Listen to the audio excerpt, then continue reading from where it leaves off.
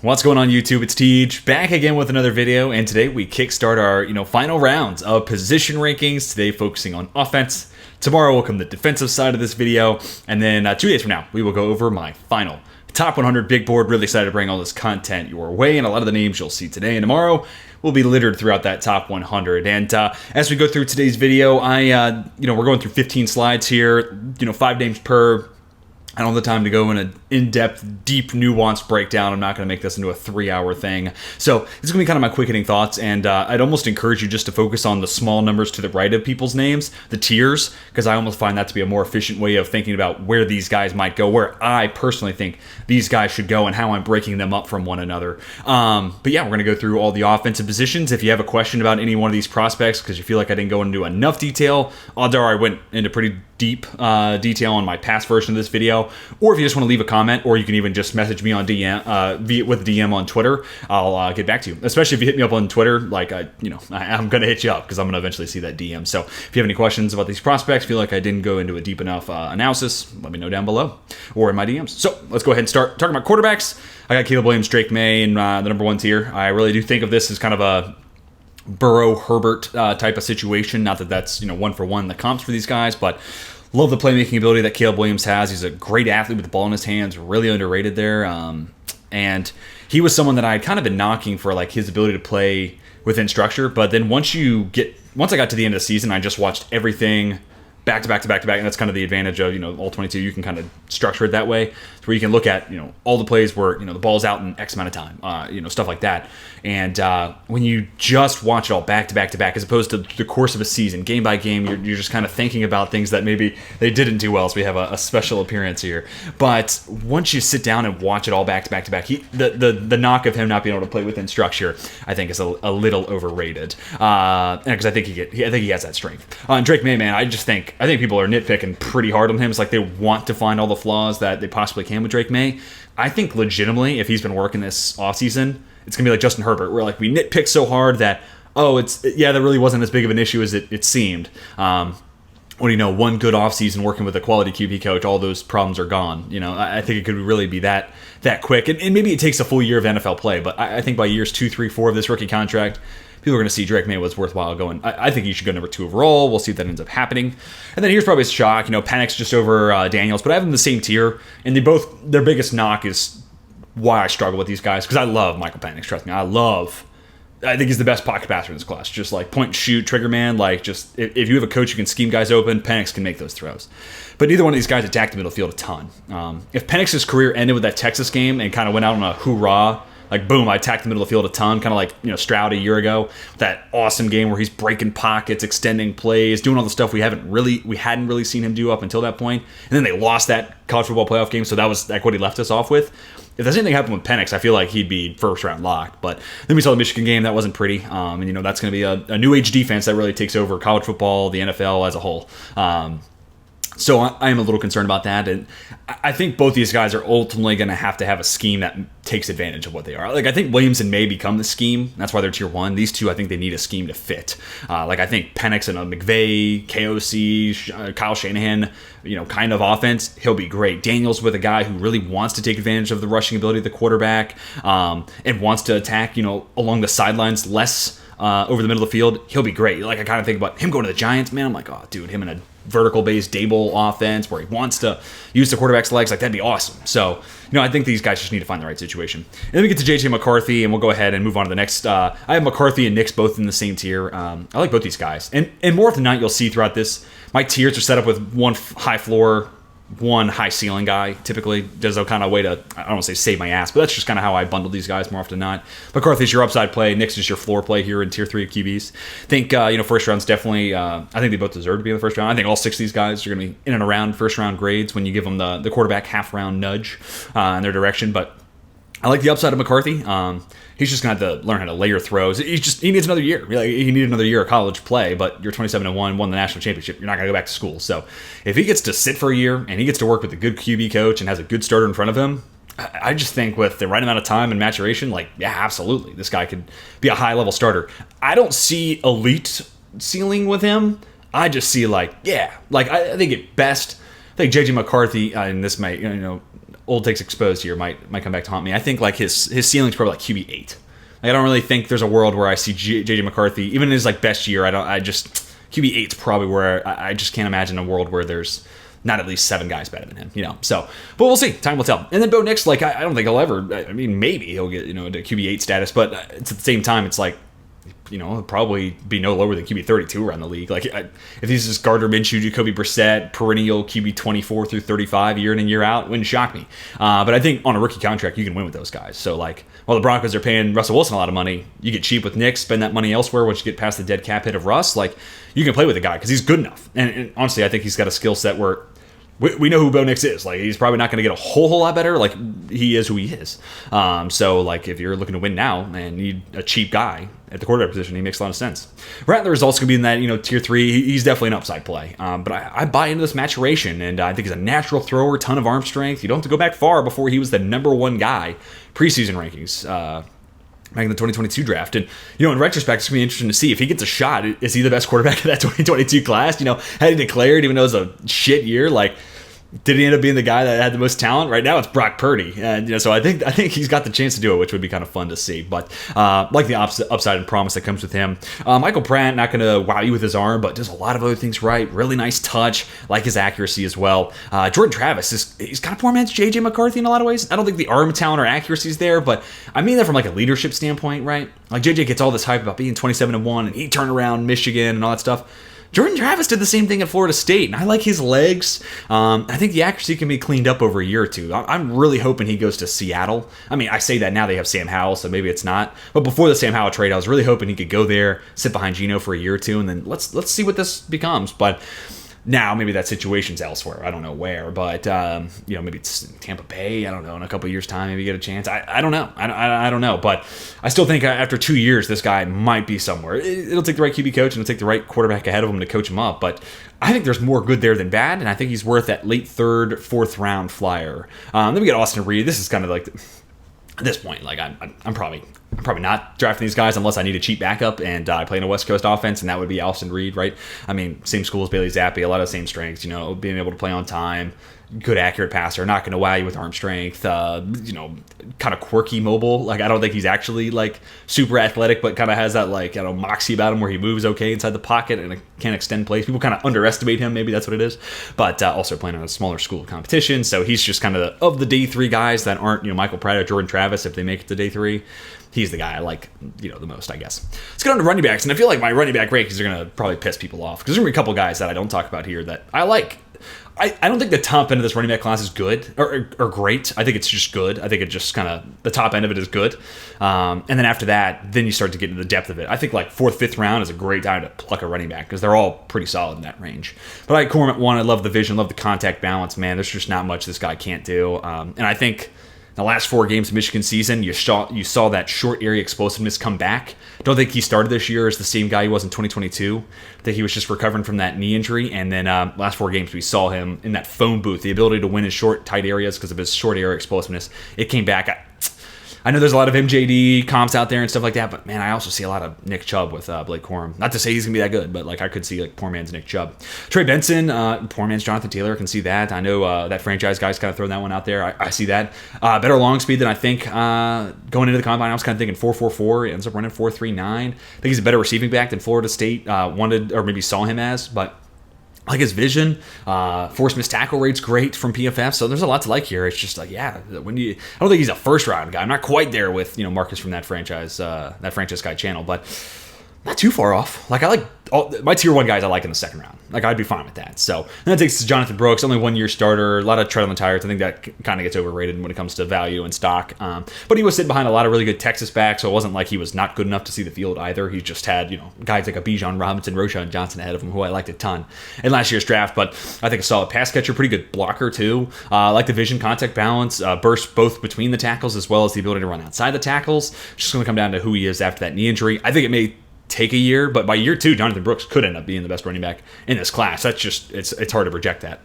Jalen Wright, love the big play explosiveness. I mean, there's plenty of times where he's just like, it looks like Alabama defenders have an angle on him and he's just outrunning them. So love that explosiveness. I think pretty good vision, solid build too, to have a little bit of a bounce, right? Like contact balance and kind of shrugging off tackles, enough power, not going to be how he wins, but to bounce off tackles. So I think I don't want to say a complete package, but where he's lacking in some of these other areas make him maybe, just good enough to get by, the speed totally makes up for it. So, and I'd be really interested to see how much he gets used as a receiving back, specifically because, like, you throw this guy a swing pass, I mean, there's a shot he takes 70 yards, like, legitimately, like, just because he has that much explosive ability about him. I wonder what his workload in the passing game is going to look like. Ray Davis just rock solid, man, and I feel like nobody's talking about him during this draft process. What has he done wrong? Like, nobody's talking about him, but Ray Davis is not going to wow you with any one thing, not going to be like, wow, his 40, wow, his, 20-yard shuttle, his his short air explosion, his power, nothing like that. He's just a jack of all trades, quality back all the way around, and, I feel like his floor is so high that I don't want to underrate that. I just have a hard time thinking he doesn't get to the next level and at least operate as a solid early downs guy. But I love the tape. I love the production that comes with it, and just amount of wear on the tires, I guess. But again, I kind of think that's a little overblown. Kamani Vidal is probably going to rub people the wrong way because, like, no Bucky Irving, no Braylon Allen. But Kamani Vidal, are you kidding me? I think he has a little less short area wiggle than Blake Corum, but more big play ability. Like, Corum's not going to break off more than like a 25-yard run at an NFL level, more than likely. I say that. David Montgomery has like 65, 70-yard touchdowns under his belt too, but more often than not, Corum's going to, pick it up in chunks of 8 to 15. Vidal, I think, has a little less, again, short area quickness and elusiveness, but he's got the ability to break off the big run. So it's kind of a trade-off that I think some people would be willing to take, especially in, a zone blocking scheme where, hey, we'll get you in space, just take off and go. Like, I can see where that works versus like, hey, if we're running up the middle, you're going to meet a linebacker, Blake Corum, I need you to make a guy miss, So it comes down to scheme, it comes down to preference, and also I think Corum should go 2nd to 3rd. Vidal probably falls towards 5th round, 6th round. So, and I'm probably higher on him than most, but a big fan of him throughout this process. Then Marshawn Lloyd, I think there's a lot of talent there, but he also saw a lot of light boxes at USC and a little too willing to bounce it outside for me in my liking, especially considering those light boxes. So if you don't have vision, I kind of worry about that. That's not something you gain, right? Like, I think you can gain some muscle, right? You can gain receiving skills. You can get better at catching the football. You're not going to gain vision, I don't think. So I don't know. He's kind of a complicated one, but I think there's a lot of talent there. And I want to buy into that. So I think day 3, I'd be willing to take a shot. But he probably goes before I'm willing to take a flyer on him. Will Shipley, like, it's going to sound lazy, but kind of poor man CMC. Like, I like the receiving ability, like the short area explosiveness, enough long speed to generate some big plays. Just don't think he has an abundance of power. He's not going to bounce off a ton of tackles. It's more so like if you're a poor tackler, he'll shrug you off then. But or if you go low, he'll be able to get away from you. But I like enough what's here, especially with where the game's going, asking these receiving running backs to be a bigger part of the offense. I like him from that standpoint a lot. I've been a big Rasheen Ali guy. I like this tape at Marshall. A nice blend of explosiveness, long speed, and power. And I think his first day at the Senior Bowl was pretty good. It's just one day of practice at the Senior Bowl specifically for running backs doesn't give you a whole lot to take away. But I think it was a good day of practice for him. And then he got hurt, and ever since then, his name's dropped off the radar. And I think if not for that injury, kind of like Cam Thomas a couple years ago, edge rusher out of San Diego State. If he didn't get hurt at the Senior Bowl, I think we talked about him a lot more throughout this process. And then Blake Watson, he was on my preseason honorable mentions for running back. So I've been a big Blake Watson guy, but he didn't get the combine invite, so it feels like people got to him a little late. But yeah, like 4.3 something at his pro day with a 40 time, but I love the receiving ability. Right behind him would have been Tyrone Tracy here at 12, and then Bucky Brooks, Move the Sticks podcast, shout out to him. Bucky Irving would have been 12, and then Braylon Allen would have been 13. I think Allen, despite his body type, he's more of a zone back, which I don't hate. Like, I'm kind of half tempted to see if Tennessee will just do it and keep status quo with what they did with Derrick Henry. Will they do that with Braylon Allen? Probably not. But maybe the Ravens, because they have Derrick Henry. That'd be a great place for him to go and learn. And then real quick, Bucky Irving. I'm just a little worried about the 4.55 and sub 205, 205 pounds. That's a little concerning.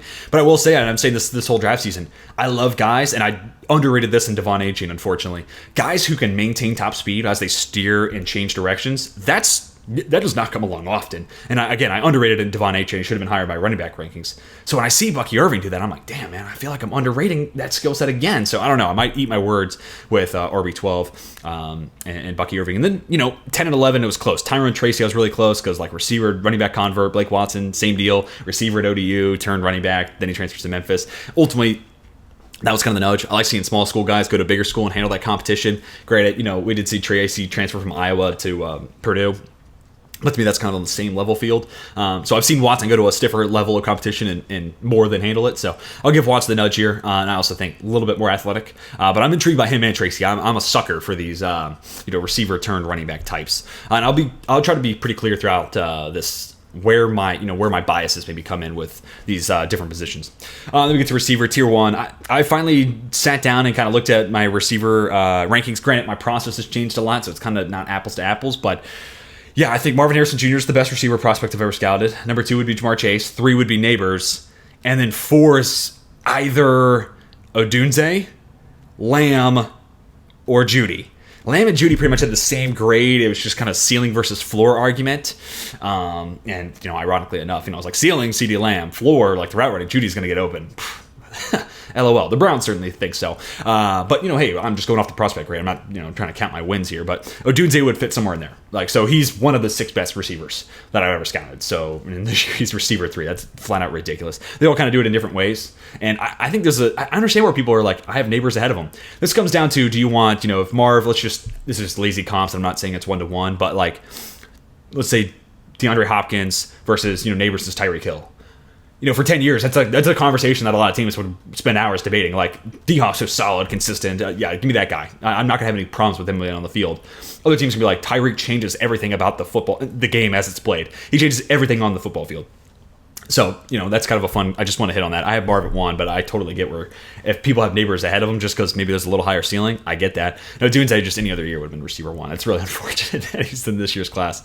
Thomas and Mitchell both make up tier 2. There's one other guy. I like the upside of both these guys. And ultimately, the reason I have Thomas just ahead of A.D. Mitchell. I know there's some people who've been saying like, anybody who has Brian Thomas Jr. over A.D. Mitchell shouldn't be allowed to talk. Hey, we all have our own opinions. And basically, this came down to what do I see as more likely? Brian Thomas adding to his route tree or A.D. Mitchell finding more consistency and how hard he runs routes?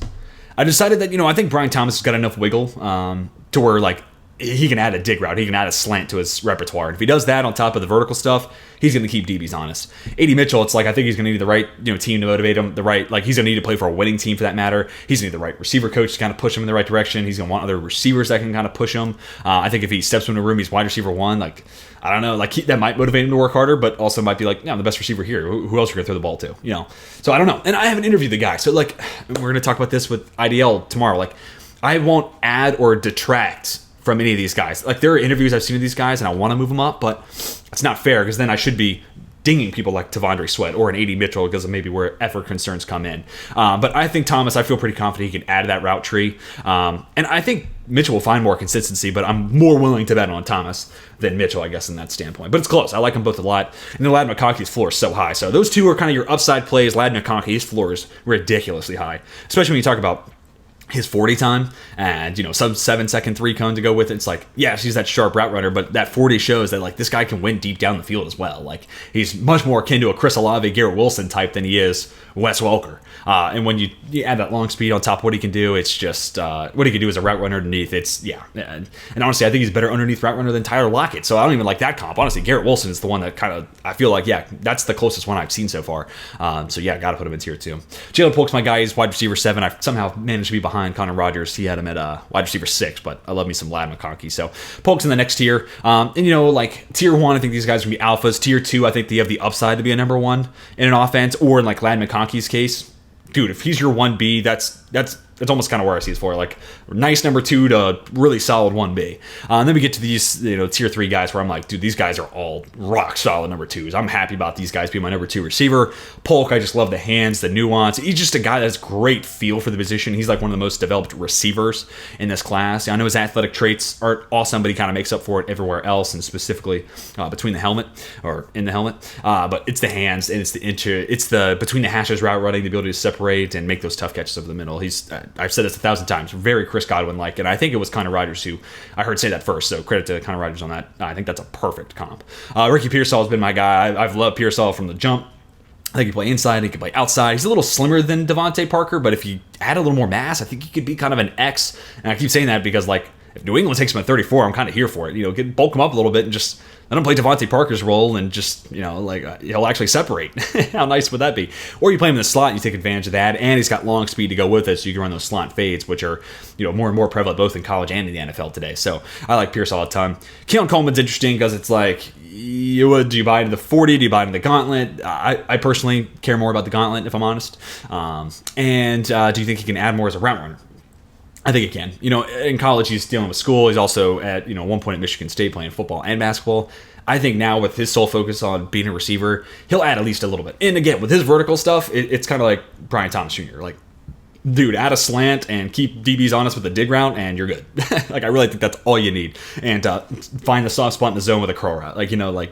You do that, you're going to be plenty productive. So I'm willing to take the shot on Keon Coleman. Jermaine Burton, talent-wise, easily top 10 receiver in this class. It's just the off-the-field stuff, which, again, I'm not going to ding into these guys because I didn't get to talk to them. I'm also not going to give these guys any points because, again, I haven't personally been the one to talk to them. But I love Burton. Rock solid, doesn't drop a lot of passes, deep route running savvy. But also, I think, again, on that slant, because you have to respect his long speed, he gets open on those a lot, too. So you kind of win at multiple facets of the field. Again, sticking with our tier 3, Roman Wilson, and then our 2 Xaviers. Wilson's just, this is your Tyler Lockett comp more closely to me. But he can play on the outside, he can play inside. Kind of 1 year production, but short area explosiveness in his route running. That's why he hit the 7 touchdowns, and a lot of that coming in the red zone. But also enough long speed to generate big plays. And if you put him in motion, he's going to run away from defenders. And that's also, you saw some of that in the red zone as well.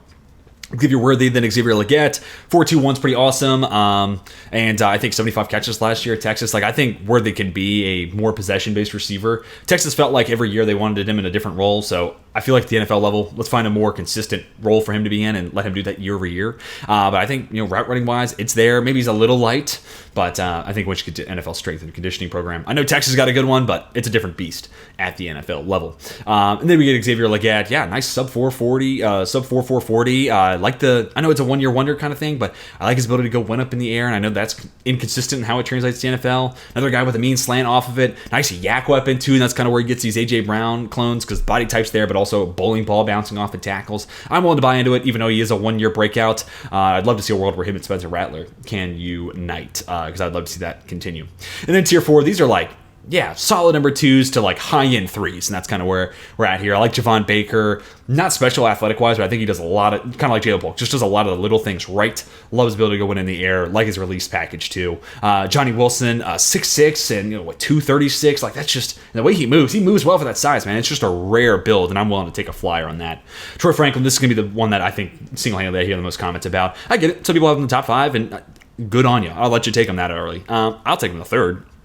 But you'd also tell me a team like Miami has a plan in mind where he's not going to see a whole lot of contact. He's not going to be pressed. We'll put him in motion a lot, and I'm on board with it. So it comes down to the fit a ton for me and Troy Franklin. But 9 chance, and you know what? I was hesitant to do this, but I'll go ahead and say kind of what he makes me think of. I think he might. I'm going to end up regretting this. I can almost guarantee it, but he kind of gives me Laviska Shenault minus 50 pounds worries. Both had 9 hands. I don't think Laviska Shenault, even with his size, played well in the air or battled through contact well through the air. I also don't think he had any sort of deep route running prowess, especially at the NFL level. Franklin, I think, is a much better nuanced route runner, especially deep down the field. And he has plenty of speed, right? 4.41 will play. And if his deep route running savvy gets him open, then you're not really worried about the contact.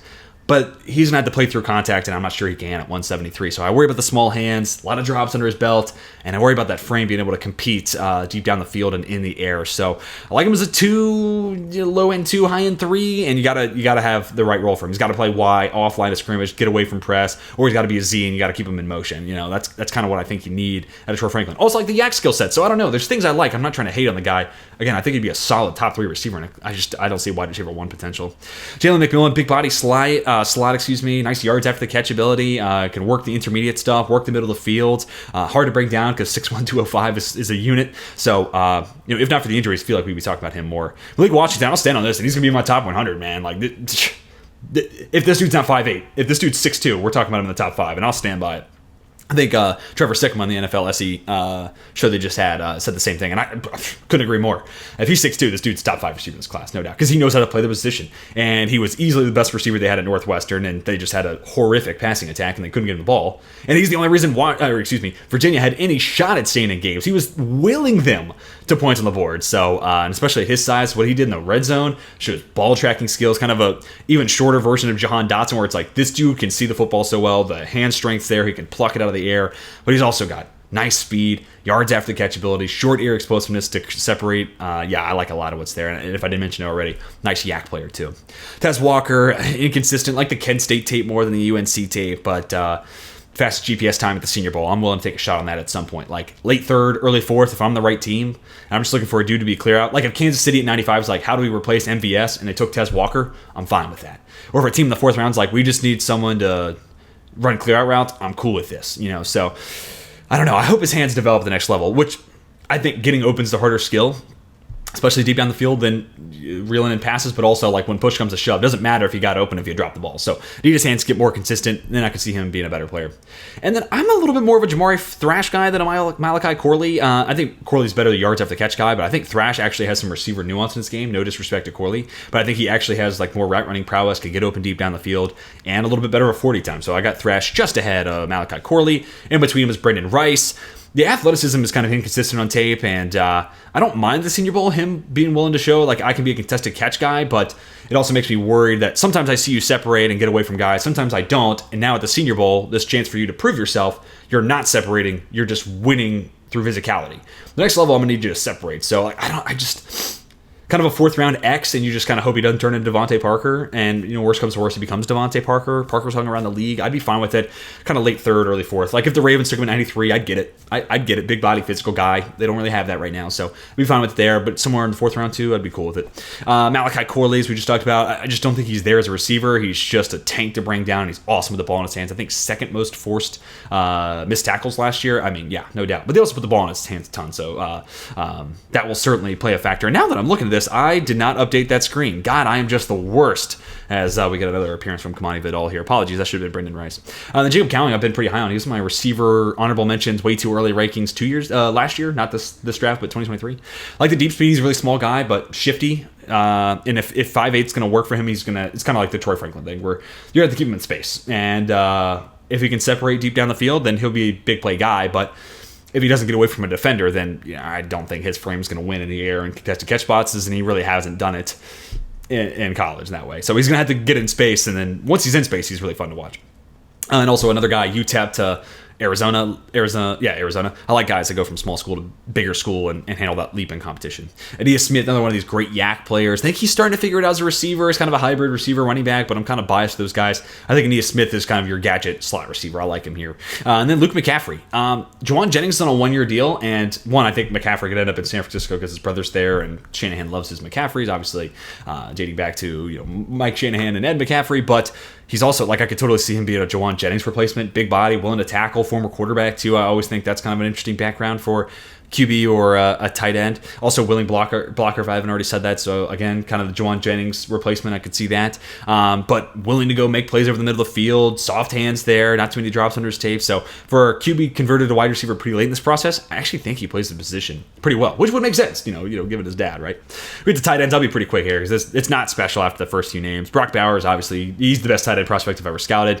A little light, but I'm not worried about it. Pound for pound, one of the strongest guys in this class. Like the middle of the field work. I like the route running. I like the yards after catch. I like Brock Bowers a lot. JT Sanders, just a hair over Eric All. I think Eric All is more of your traditional tight end. Probably a little bit better of a blocker, too. But injuries are a bit of a concern. Sanders, I think if he plays at any other school, has way more production, and he's probably getting a little bit more love because of that.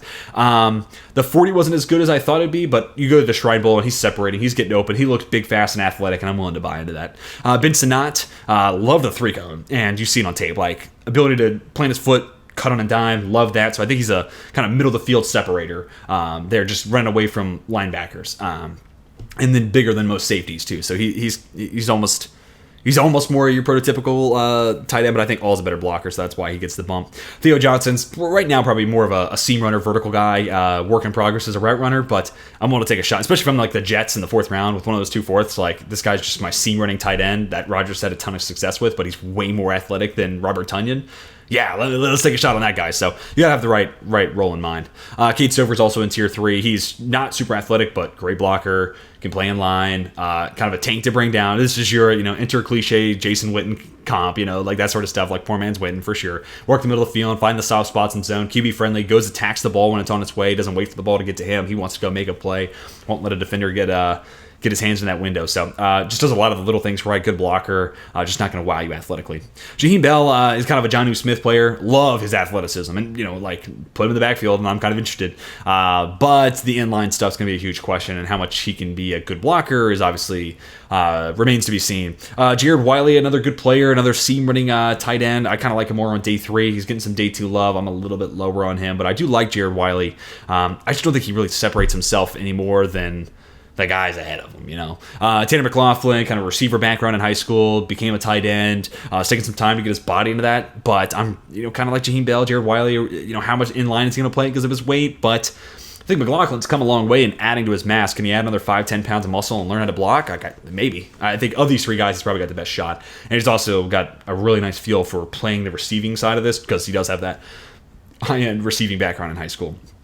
And Dalen Holker, good athlete coming from a smaller school. I think the combine testing could have been a little bit better, but I'm still intrigued, and I'm willing to take a day 3 shot on Dalen Holker. All right, let's get to the offensive line, and man, this offensive tackle class is awesome. Joe Alt's been my OT1 this whole entire time, and he's not even going to turn 21 until his rookie season. That's sick. But love the frame. I think there's enough play strength. The movement skills are nice. His strike zone and zone concepts too I feel like everyone's talking about that because it's sick, especially for a guy that big. So yeah, I'm all in on Joe Alt, and Tennessee. You're hoping this guy's available to the board at 7. Troy Fautano is a guy that the more I watch him, the more I like him. He's moved up to my OT2. I just love the movement skills, and I think the short arm thing kind of came because he's a little squatty. He's a little short maybe for a tackle, but with like normal mass. But other than that, like since the arm length checked out, I'm more than comfortable playing with him at left tackle. He's a great run blocker, and I think he's got enough anchor to hold up and pass protection as bull rushers get into him. And so, Fautano, OT2. Taliese Fuunga, he's kind of a right tackle. Mauler in the run game, and I think he holds up at pass protection. Pretty good in zone concepts. That was an early knock against him, but I think he's a better athlete. People want to make him out to be, and had a pretty solid showing at the Senior Bowl against some pretty good competition. Orlin Fashanu, love the pass pro. I think the mirroring ability is really solid, and especially considering 2 years of starting experience, just now turned 21. I think he's come a long way in a small amount of time. It's just going to come down to, can you get over 0% hand-tile, and do you think he can get better as a run blocker? I don't. So you kind of get into the spot where it's like, okay, well, can he be as good of a pass protector as Laramie Tunsil? Because if so, then he's worth taking the first. I mean, he's worth taking the first half of the first round. Because Laramie Tunsil's the best pass protecting left tackle in the league. Yeah, I think so. Yeah, I'm willing to say that. And if you get that type of ability, it's like, okay, cool. We'll deal with the weakness in the run game. We'll workshop that. We'll work around it. So it's just going to come down. But that's also a high ceiling. Like, do you think he becomes the best pass protecting left tackle in the NFL? There's a lot of work to get there. So, but yeah, no, I like him a lot. I like the movement skills, and I think 2 years of starting experience, giving up like 1 sack, and a majority of his hurries given up, even the Ohio State ones. He's kind of overextending himself and oversetting, and then those guys are kind of taking advantage of a weaker base because of that. So, I don't know, but the hand size worries me. And then J.C. Latham, who on a given day, like if I'm feeling positive, like he could be OT3. I'm kind of coming around on Latham, specifically now he's at 340. I think the movement skills plays a lot more there, and then that plus the play strength he has. I think this year he cleaned up the anticipatory things. Like 2 years ago, if he guessed wrong, he's just grabbing you and it's going to be a flag. But he also has a handful of like false starts, which is a little unacceptable. It's just going to take the right offensive line coach to get that out of him. If Alt is off the board by 7, I'm kind of starting to think Latham's going to be the Titans pick. It's going to be him or Fuaga, but I feel like Bill Callahan's going to see what Latham can be and the ability there and say, hey, I can coach that guy up. And then still in tier 2, like Amarius Mims, man, like if not for a couple guys falling on him, like this guy easily could have been OT2 if we had more tape on him. I like what I see. It's just we don't have enough snap, 600 career snaps, just not enough. But specifically the Ohio State game, the college football playoff, that same one I was talking about earlier with Stroud, he was awesome in that game. And he's good every other time he's played. It's just we haven't seen enough of him. There's little things you got to clean up, right? But I think he's more polished than Broderick Jones. Just played the field a whole lot less. Tier 3, these are both like athletic projects that I'm willing to take a swing of the bat on at the right spot. Like late 1, early 2, I'm calling my shot here. Sua Matai has played left and right tackle. I've been a big Sua Matai guy this whole time. Love the pass pro work, so I'm going to give him the bump. Guyton, sometimes the pass pro stuff looks a little bumpy. Even the Senior Bowl, like the more I ended up getting my hands on more of that and kind of viewing it, there's some stuff that sticks out and you're like, all right, yes, let's go. And then there's other times where it's like, yeah, 1 year starting experience. There it shows, so a little inconsistent there, but at the same time, like San Francisco at 31, get in with Trent Williams. I'm on board with that. Like, trust me, I'm all about it. So it's just going to come down to landing spot, and or like Baltimore. Like, that would be a place where it's like, oh, yep, of course, they're going to get the best of Tyler Guyton. But if he goes to some other team where, like, offensive line coaching's been a little questionable, then it's like, ugh, is this going to work? I'm not sure. And then Kieran Omega-G, I have him just ahead of Patrick Paul. They both have, like, pterodactyl wings for arms, but I'm more invested in the upside of Omega-G versus the floor of Patrick Paul. Again, I tend to bundle these guys with, like, high floor, high ceiling in most cases. And I'm willing to take a risk on the upside that comes with Omega-G. Coming from Yale, stood out there. I think with 1 year of sitting probably, like, that's why I keep giving him to Cleveland at 54. Like, let him sit for a year, work your magic. I think he'll be a stud by year 2. I don't want to say stud, but he'll be a really nice starter for you year 2. Patrick Paul, I feel pretty confident. Like, if there's a contender that's like, yeah, we need a... Or even like Washington at 36 or 40. Like, if they keep those picks and they're like, hey, we just need someone to keep quarterback number 2 overall pick upright right away. Patrick Paul, it's like, hey, we're willing to sacrifice that ceiling for an immediate starter. I can see where he's the guy that they lean towards.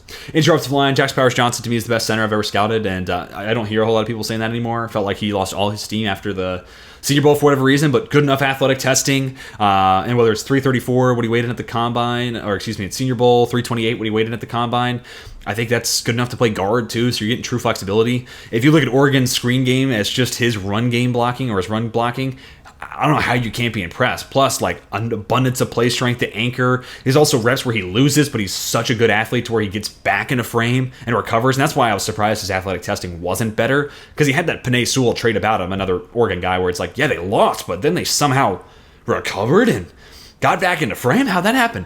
And Jax Powers-Johnson specifically, how he can refit his hands if he feels like he's starting to lose a leverage battle. Like, the way he refits his hands and regains control of that hand fight, it's awesome. I mean, you got to really be looking close, and you got to find the right, like, vantage point, the right angle to see it. But some of that stuff to where it's like, dude, what? This guy just turned 21. He literally won't be 22 until after his rookie season. This guy could do that with his hands. Yeah, I'm all in on Jax Powers-Johnson. Graham Barton, I like the flexibility. Guard center, and yeah, I'm kind of looking at this now. And I'm like, him and Frazier, it's close. Like, I don't know who I really want to take there. Like, I'm thinking about my Steelers. If they move back and got to 32 and it's Barton or Frazier first center option, who would I take? I don't know. I like Barton more at guard, if I'm honest, than I am center. But he did play a year at center at Duke, so you do have some flexibility. One of the best run blockers in this class. I could definitely say that for certain. Play strength gives me a little bit of woes. So again, I'm kind of like guard. Let's keep him away from a nose tackle, D tackle. Like, I don't want someone 360 lining on him, lining up and leaning on him. So kind of like him a little bit more at guard. We're a little bit lighter there on the edge. And then we get Jordan Morgan. He could play tackle, specifically in a zone scheme. And then, like a team that, like, I think, like Kansas City, with how deep of a drop Patrick Mahomes takes, you're kind of keeping him in space. That could work. The arms are a little short for my liking, so I do have him interior offensive line. I do think play strength, like guys getting to his chest, could be a bit of an issue. So I struggle with that, where, like, if he struggles with power on the edge, and again, you're moving him inside where guys are bigger and stronger and heavier, what's that look like? I understand that, but specifically in a zone scheme, I think tackle could play, and ultimately guard, I think we'll be able to get him in space and limit the strength concerns I have. Yeah, so probably a zone-only guy, in my estimation. Zach Frazier, like 159-2, I think is what I saw on the Beast as a wrestler. That's amazing. He does have a little bit shorter arms, so sometimes guys get into a chest. But other than that, play strength, awesome. Movement skills, fantastic. And just, I love that wrestling background. I mean, it worked out for Tyler Linderbaum. It's been great for Tristan Wirfs. I mean, it's about body positioning. It's about leverage. And, like, that's a really underrated background. And I like that a ton about Zach Frazier. And I got Christian Haynes in, tier 2. 315 pounds, the way he moves, I wouldn't have guessed that. But also the play strength to go with it, I would have guessed 325, 330. So, yeah, he's coming from UConn, but he's just mauled everybody that he has pretty much lined up against. I'm a big Christian Haynes guy. Honestly, like, he's a pretty solid pick for, like, surprise first rounder, but I don't hate it. Cooper Beebe, Zach Zinter, I think these guys have been just kind of hated on throughout this process for no reason. May not have, like, sexy upside, but, like, Beebe, rock solid pass protector, started at tackle, moved inside to guard, just over a 5-second 40. I think that play is just fine enough, especially given how strong he is. So I like him zone, gap. Really, I feel like you're getting one of the better pass protectors on the inside of this class. Zach Zinter, because of a late injury, no one's talking about him, but I think especially in a gap scheme, I think he could work in zone. Like Sharon Moore at Michigan, they run zone, so I think he's got enough movement skills to fit into that. But specifically in a gap scheme, oh my gosh, I'm all about this. Love the play strength and just year over year been one of the best guards inside the Big Ten, so I don't know where the love went. Cedric Van Pran, consistent starter, multiple national championship appearances is awesome, and I think good enough athlete to be his zone. That might be stretching him. We might be taking him to his limits there, but gap scheme, I definitely like him a ton. Christian Mahogany, I think could do gap or zone. Would have been one of the top interior offensive linemen for me last year, if not for the injury. Goes back to school. I think he got better over the course of the year, and I think the Senior Bowl was actually a pretty solid thing for him to show up to and show not only guard flexibility, but could play some center. So 3-position flexibility here. And then Chase McCormick, it's tough. Him or Hunter Norzad, from Penn State, but I gave McCormick the bump because I think he could be guard or center. Norzad's just going to be a center at the next level. But he did play some guard at Penn State, but I think what we saw this last year at center, over the course of the year, he got better and better. I just keep him at center. Let's build off of what he's got. So I'm thinking of him as center who could play guard. McCormick, I think it's truly 50-50 where you want to play him. But love the movement skills, love the mean streak. And yeah, FCS school, but it's a premier FCS school. So I'm willing to take a shot on him somewhere late third into the fourth, especially if he's there on the fourth. Like, yeah, give me this athlete. Let's figure out where he can play, guard or center. I'm cool with it. And if it doesn't work out at guard, I definitely think center could be on the table for Chase McCormick. But guys, that's going to do it for my updated offensive position rankings. Let me know what you think down below. Again, focus more on the tiers because that's kind of how I'm grouping these guys. Any position, you can be like, yeah, I think this guy's just slightly better. Yeah, sure, I'd be fine with that. Think of them in tiers. Who do I have bundled up with who? And who's too high, who's too low? I'd love to hear your thoughts down below. And ultimately, this is as subjective a part of the process as it is. Mock drafts, I'm doing that based off of kind of what I think makes sense, what fits, what they've drafted in the past, what the buzz is right now. And I'm doing that mostly off what's going around, what the word is, and, what they've done in the past, not my personal rankings. These are my rankings. So this is, again, very subjective. Let me hear your rankings down below in the comment section. I won't knock you. I won't hate on you, not by any stretch. Even if you like Troy Franklin, I'll let you slide. But just be courteous, be respectful of everyone else's rankings. Don't call anybody an idiot. This is, again, as subjective a part of the process as it gets. But let me hear those thoughts down below in the comment section. Like if you enjoyed, subscribe if you're new to the channel, and be sure to stick around for draft day coverage. We'll have a YouTube short giving out a grade for each and every pick of the first round of Thursday night's beginning of the NFL draft. Be sure to come back tomorrow too for the defensive side of this video. But until then, my name's Tej, and I am signing off.